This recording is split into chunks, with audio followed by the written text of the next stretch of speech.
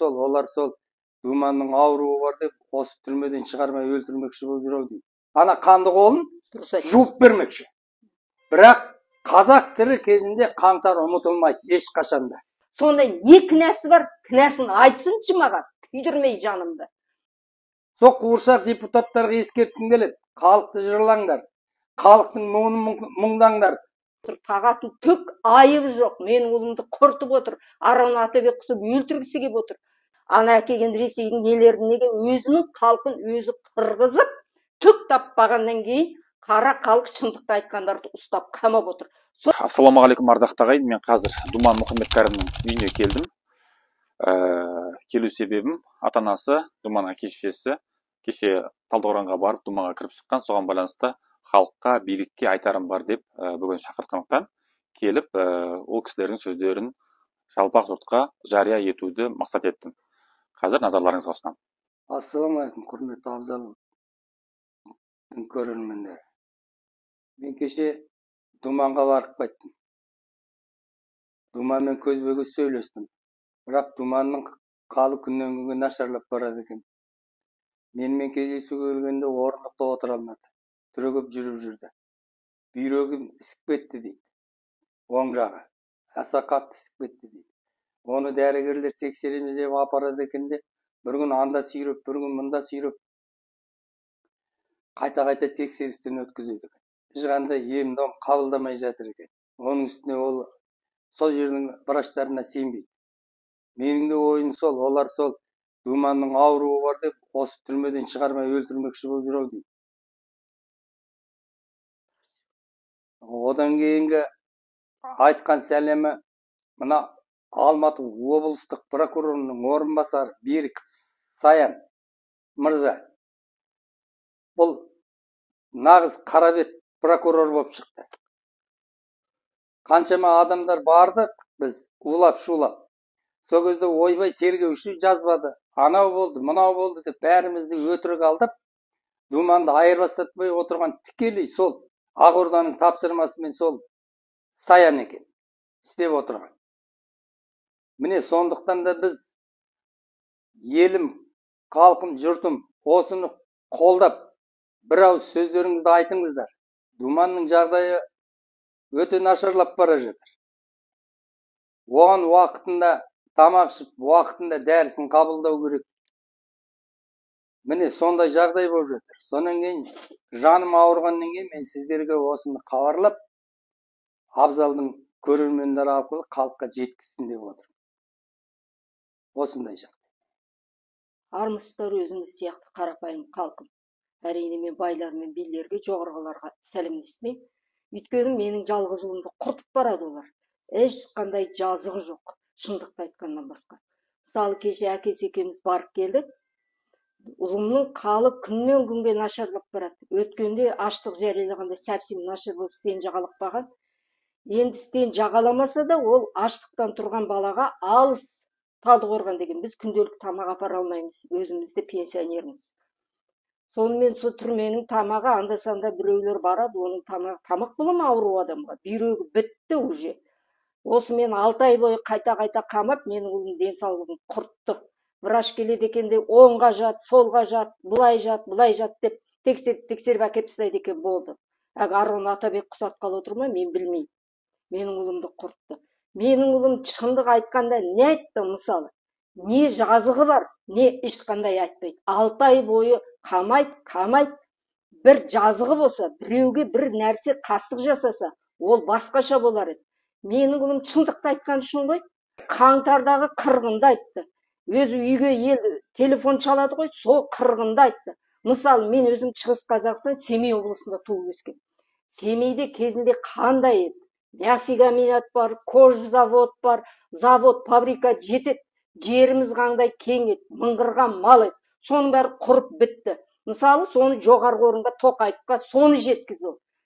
Халқым бір бай, бір жерді сатып ап, бостан-босқа қалдырғанша, ана заводтарды, фабрикаларды бұрынғыдай малды көбейтіп, халқыма жұмыс болса екен. Семей бай жер еді ғой, мясокомбинатта қанша жұмыс істейтін, кожа заводта қанша кісілер жұмыс істейтін, фабрикалар бар. Соның бәрі жабылып, қаңырап бос тұр ғой. Соған жаны күйген балам сондай шындықты айтты ғой. Қанша халыққа жұмыс болады, қандай бай халық Қазақстан едік, байлық жоқ. Шетелден келеді, жұмыс істеп кетеді, сатып. Орыстар ма, Қытайлар ма? Баяғыда бұдан Ресейге қарап тұрған кезіміз жақсы еді. Сонда мына Қонаев мырза басқалар халқымызды ұстап отыр еді, малымызды көбейтіп, мыңғыртып, жерімізді байғып. Содан айырылдық, бай болып қалды. Жоғарғы орындағылар, мен байдың асын байғыз қызғанады деп мен қызғанып отырған жоқпын. Байлар жерді сатып алыңдар, малды өсіріңдер. Бірақ халыққа жандарың ашымай ма, халыққа неге істетпейсіңдер? Бір-екі малай жалдайсыңдар, оның ақшасын бересіңдер ме, бермейсіңдер ме белгісіз. Өздерің шетелден ұялып, шетелге чапқылай бергенше халық неге ойламайсыңдар? Менің ұлым сол шындықты айтты. Сол шындықты айтпа деп қайта қамап отыр. Тағатын түк айыбы жоқ. Менің ұлымды құртып отыр. Араны Атабек қысып өлтіргісі келіп отыр. Мен осы ұлым аштықты қойғанда, енді ұлым үшін мен аштық жариялам, Астанаға барам, жатам сонда деген. Ұлыма барып ем, ұлым айтты: мама, сенің өзің мүгедексің, аурусың, кәрі адамсың, 70-ге келген. Сен өліп қалсаң да жоғарғы орындардың ештемесі кетпейді. Мен өзім көрейін, көресіңді. Шындықты айтып, шырылдап қамалып жатқан менмін ғой. Сен өміріңді өзің сүре бер. Анашым, мен өмірге әкелгеніңе рахмет дейді.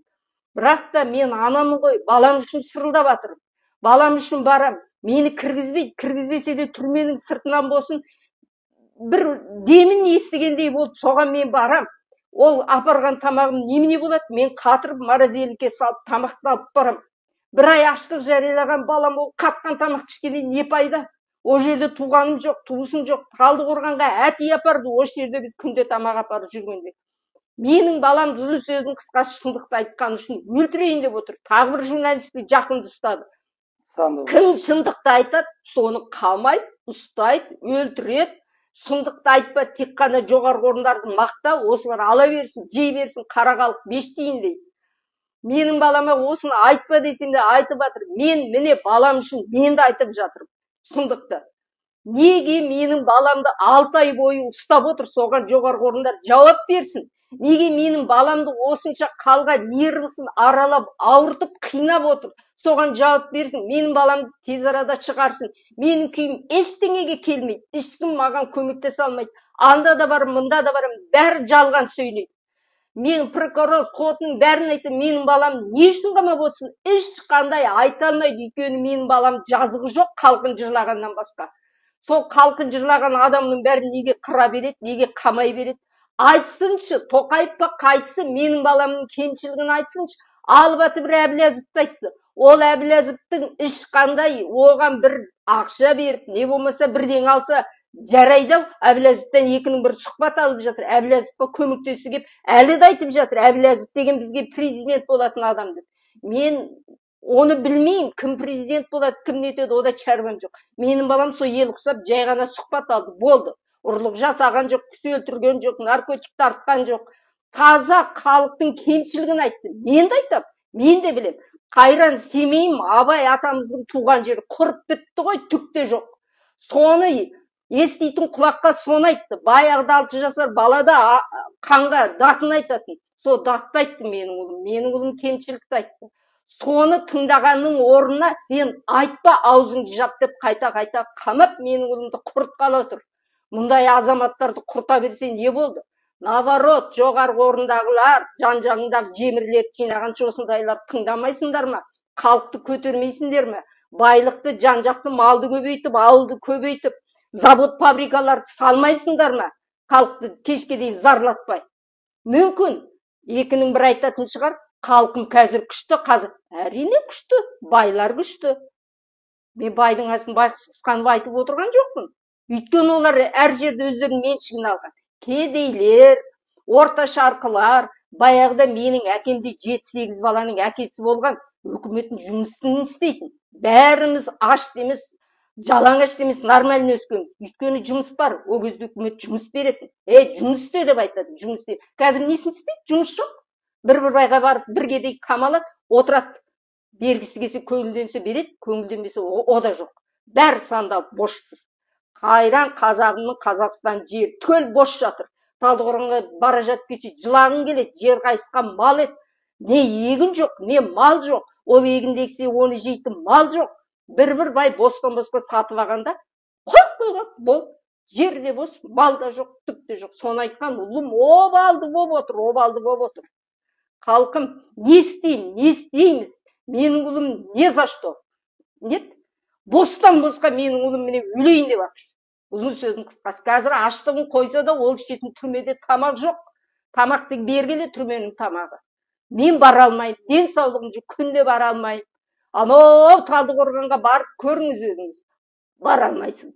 Міне дәрісін сатып апарғанбыз осыдан бір ай бұрын. О дәрісі де біткен, бәрі біткен. Түрменің тамағымен өзі аштықтан 21 килограмм салмақ тастаған бала түрменің тамағы не болады? Не істеймін мен халқым? Қалай шешем? Мен ұқпай отырмын, мен балам үшін күйіп отырмын. Оның қасына 2 қылмыскерді қамап қойыпты. Қоса жатыр. Бұл өздері мойындағандай менің ұлым саяси белсенді. Саяси көзқарас үшін отыр. Ау қылмыскерлермен неге отырады? Оның жазған хаттарына ешқандай да жауап келмей жатыр екен. Жауап береді, біріне бірі сілтейді. Әлі сол бюрократтық қағазбастылық. Оның ешқандай да кінәсі жоқ. Кінәсізден кінәсіз қамап отыр. Ал бұған Америка құрама штатынан, Голландиядан, Швециядан бәр жерден думанды қолдаған хаттар келіп жатыр. Ең аяқ Украинадан да келіп жатыр екен хаттар. Думанды қолдап. Осындай қолдауы көп шетел танитын азаматты Тоқаев ерегесіп қаматып отыр. Қазақтар естімесін, мына шындықты білмесін деп. Ерегесіп отыр. Ол өзінше өзін қамын деп отыр ғой. Қан басынан айырылда қарашамен қас болады деген осы болады тегінде. Тоқаев мырза, ертең сіз басыңыздан айырыласыз. Мына орысты кіргізіп АЭС салғалы жатырсыз. Одан бізге ешқандай да пайда жоқ. Одан да халыққа завод, фабрикаларды ашып, сондай жұмыс істеу керек. Ең аяқ жаман тәпішкейінде біз Қырғызстаннан барып сатып әкелеміз. Сұмдық емес па? Қандай еді?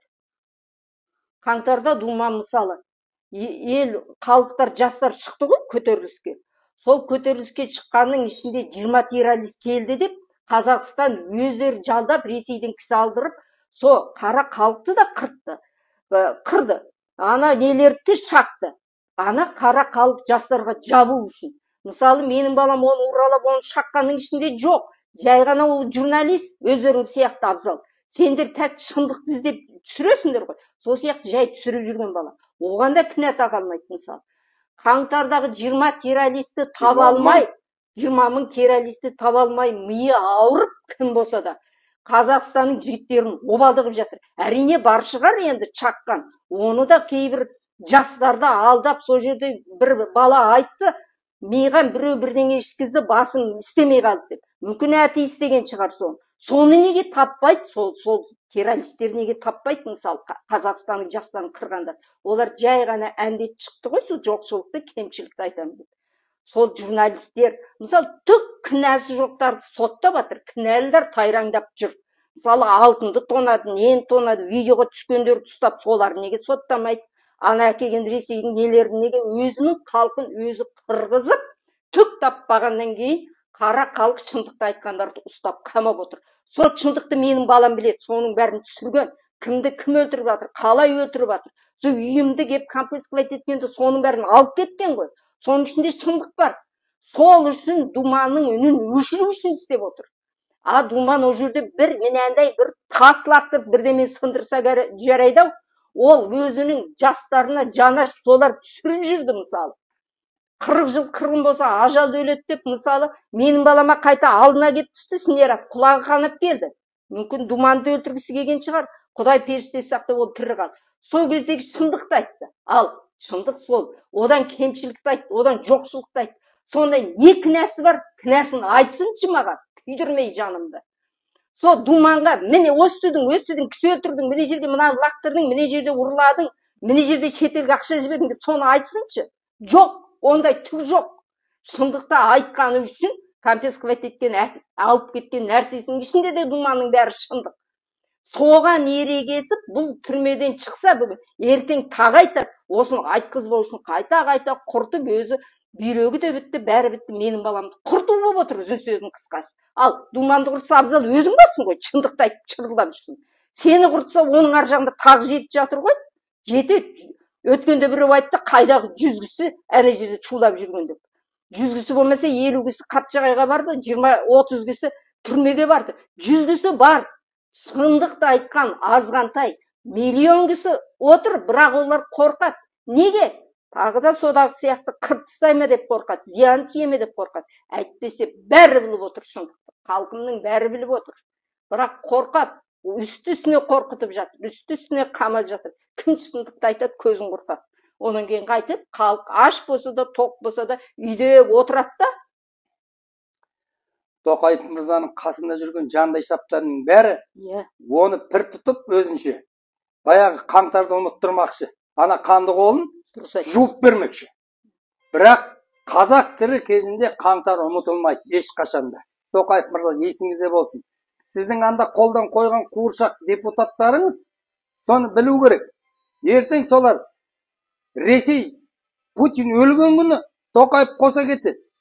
Сол кезде осы жандайшап депутаттар, кеше ғана Назарбаевты мақтап, Назарбаевты жүрген депутаттар, сымақтар ертең кімді мақтар екен? Сатып жібереді, ертең Тоқаевтың өзін сатып, қоса осы былыққа батып отыр. Сол қуыршақ депутаттарға ескерткім келеді. Халықты жырлаңдар, халықтың мұңдаңдар. Сендерді қазір ұялмай айтасыңдар ғой, бізді халық сайлаған деп. Сені ешқандай да халық сайлаған жоқ, сені деп Тоқаев сайлады. Өстіп мені шашбауымды көтеріп жүрсін деп. А Тоқаевтың ертең көзі құрса кімді мақтайсың? Ана Айдос Сарым аузы қисық болса да байдың ұлы сөйлесін деп, аузын қисайса да сөйлеп жүрсің ғой, өтіріктен өтірік. Кешегі қаңтар сотталып жатқан қаңтаршылар ертең батыр болып шығады, сонда сен елге қай бетіңмен қарайсың? Депутаттар ойланыңдар. Әлі де кеш емес. Халық қаһарына ұшырамаңдар. Халық оңдыртпайды. Көп қорқытады, терең батырады дейді тегінде. Ал ханның басы ертең кетеді. Оны елдің бәрі де біліп отыр. Мынау тыныштық неге тыныштық болып тұр? Бұл толқын алдындағы тыныштық теңіздегі. Ертең сол толқын көтеріліп кетпесіне кім кепіл? Егер де өстіп елдің бәрін соттап, шындықты айтқан Сандуғаш секілді журналистерді шешіндіріп, оған кім право берді сендерге өйтіп шешіндіретіндей әйел адамды? Өзінің қыз баланы құрметтеген қазақ емес пе едіңдер? Халқым-ау, мынау не сұмдық? Осыған тыю бола ма, болмай ма? Осыған жауап беріңіздер. Абзал жаным, тура сөйлеген туғанға жақпайды дейді. Өздерің сияқты тура сөйлегендерді олар жақтамайды. Мысалы кезінде Назарбаев Нұрсұлтан адамды сайлағаннан кейін бәрі сол кісіге ескерткіш қойды, сол кісінің атымен қаланы қойды, сол кісіні мақтады, апарды да, сол кісіні Құдай сақтасын аспан көкке шығарды, ол кісі биттей беті қысайып бәрі сатып жатыр. Мысалы Тоқаевты да сөйтіп отыр қазір. Ол деген барып тұрғанды 200-лік қан ба, бей ма, өзіңіз сияқты, менің сияқты, басқа журналист сияқты оған шындықты айту керек. Сіз ел басқарып отырсыз, міне жеріңіз кем, міне жеріңіз артық деп, соны кісілер тыңдау керек. Мақтағанды мақтай берсе, бір күні әгі тойда қыз осырат деуші ме, соғысап, ол сөздің ұяттығы жоқ. Олар сөйтіп қателеседі. Мысалы, қан сайлады ма, осындай халықтың жырын жырлағандар тыңдау керек. Қазір міне, мен мысалы қазір Тоқаевты мақтайыншы, мақтай берем, өтірікті қосып. Ол кісіні білмеймін ғой. Назарбаевты кезінде бәрі мақтаған. Аспан көкіш. Енді неге ол кісіні қазір иттен алғысыз қылып отыр? От сайқалдар. Құдай өздерің сияқты журналистерді аман қылсын. Думанда аман есен шығарсын. Ана қызда аман есен шығарсын. Ана Айгерім мысалы жатыр, бостан босқа 20 мың террористің орнына қамалып. Оны аман шығарсын. Өзің сияқты ақ сөйлегендерді аман қылсын. Мен Алладан тілейтінім сол ғана. Жоғарғы орындар тыңдаңдар, мүмкін тыңдамай құлақтарыңа жетпей отырған шығар. Өтірік мақтағанға масаттанбаңдар. Қан бол, би бол, төре бол. Бетіңе күліп мақтаған адамға сенбе еш уақытта. Наоборот, кемдігіңді айтқан адамға сен. Міне жерім кем екен ғой деп ойлану керек. Құрметті жанашыр жақтастар, осы арнаның ақиқатты айтуына сіздің де үлесіңіз бар. Өйткені сіздердің тиындап болса да көрсеткен қаржылай көмектеріңізбен біз осы арнаны жүргізіп келеміз. Арнаның қазіргі жетістікке жетуі сіздердің арқаларыңызда. Ары қарай ақиқат айтылу үшін үнемі мүмкіндігіңізше қолдап отырыңыздар. Біз мемлекеттен тендер алмаймыз. Артымызда ешқандай олигарх тұрған жоқ. Еркінбіз, тәуелсізбіз. Біз тек сіздерге арқа сүйейміз. Донат жіберемін деушілерге Каспий картамыз 4400 4302 90 34 12 36 877 426 53 86. Арнаны бірге құрайық.